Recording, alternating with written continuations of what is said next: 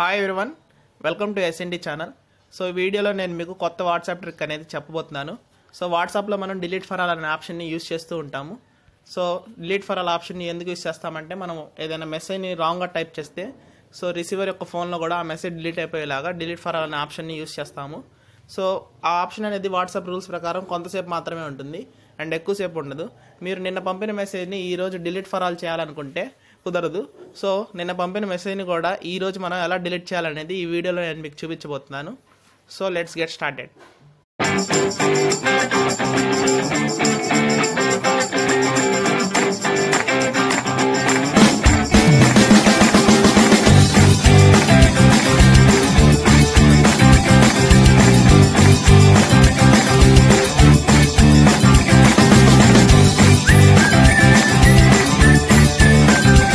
ఇప్పుడు మీరు ఈ చాట్లో చూడొచ్చు, ఇది నేను ఎస్టర్డే పంపిన లింక్ అండ్ నెక్స్ట్ ఈ పిక్ అనేది నాకు టుడే వచ్చింది. సో ఇప్పుడు నేను ఎస్టర్డే పంపిన లింక్ని హోల్డ్ చేస్తున్నాను.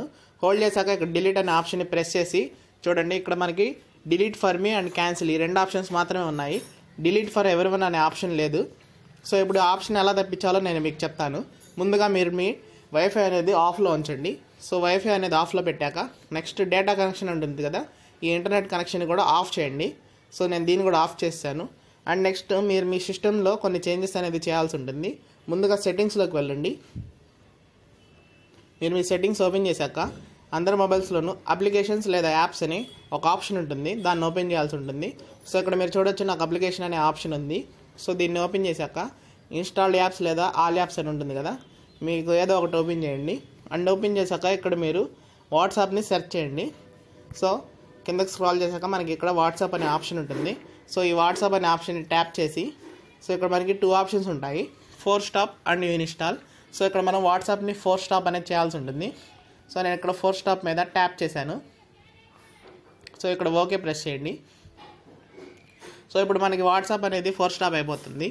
అండ్ నెక్స్ట్ ఇక్కడ మీరు టైం సెట్టింగ్స్ అనేది చేంజ్ చేయాల్సి ఉంటుంది. సో అది నేను ఎస్టర్డే పంపిన మెసేజ్ కాబట్టి ఈరోజు టైం అండ్ డేట్ని చేంజ్ చేస్తున్నాను. సో నేను టైం చేస్తున్నాను అండ్ డేట్ వచ్చేసేసి ఎస్టర్డే డేట్ అనేది సెట్ చేస్తున్నాను. సో ఎస్టర్డే డేట్ అనేది సెట్ చేశాక ఓకే ప్రెస్ చేయండి.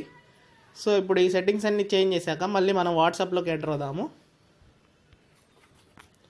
సో ఇప్పుడు మనం ఓన్లీ వాట్సాప్లోకి ఎంటర్ అయ్యాము. సో కొన్ని ఫ్యూ మినిట్స్ తర్వాత మనకి డిలీట్ ఫర్ ఆల్ అనే ఆప్షన్ అనేది వస్తుంది. సో మనం ఒకసారి టెస్ట్ చేద్దాము. సో ఇక్కడ మనకి ఇంకా డిలీట్ ఫర్ మీ అనే వస్తుంది.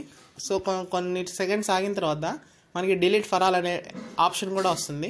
సో నేను మీకు దాన్ని చూపిస్తాను. 2 మినిట్స్ తర్వాత నేను ఈ వీడియోని మళ్ళీ రికార్డ్ చేస్తున్నాను. అండ్ నెక్స్ట్ సేమ్ ఇదే ప్రాసెస్లో నేను ఈ వాట్సాప్ అనే ఈ లింక్ని హోల్డ్ చేశాను. అండ్ నెక్స్ట్ ఇక్కడ మనకి డిలీట్ అనే ఆప్షన్ ప్రెస్ చేస్తే ఇక్కడ చూడండి, మనకి డిలీట్ ఫర్ ఎవరివన్ అనే ఆప్షన్ వచ్చింది. సో దీన్ని ప్రెస్ చేస్తే ఈ మెసేజ్ అనేది ఇద్దరికి డిలీట్ అయిపోతుంది. సో ఇలాంటి సింపుల్ ట్రిక్ అనేది యూస్ చేసి మనం ఇలా డిలీట్ ఫర్ ఎవరివన్ అనే ఆప్షన్ని తెప్పించుకోవచ్చు.